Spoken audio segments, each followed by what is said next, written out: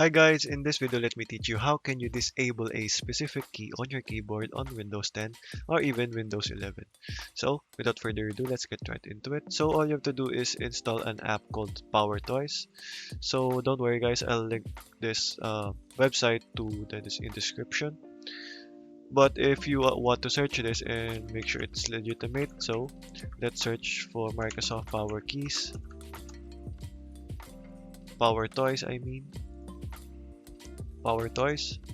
And as you can see, this is validated by Windows, so it is very safe, and it will redirect you to the GitHub of this page.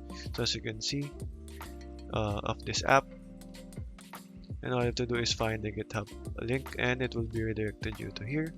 And all you have to do, guys, is go ahead and scroll down and make sure to click and install the PowerToy setup.exe, and that should run it. After that, you just have to install it, and you should be greeted with here once done installing. And then go over to Keyboard Manager, and then go to Open Settings, and go over to make sure it is enabled, enable Keyboard Manager, and remap a key.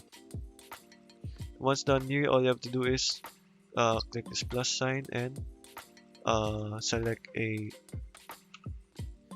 or type in the letter that you want to disable. For example, this is it.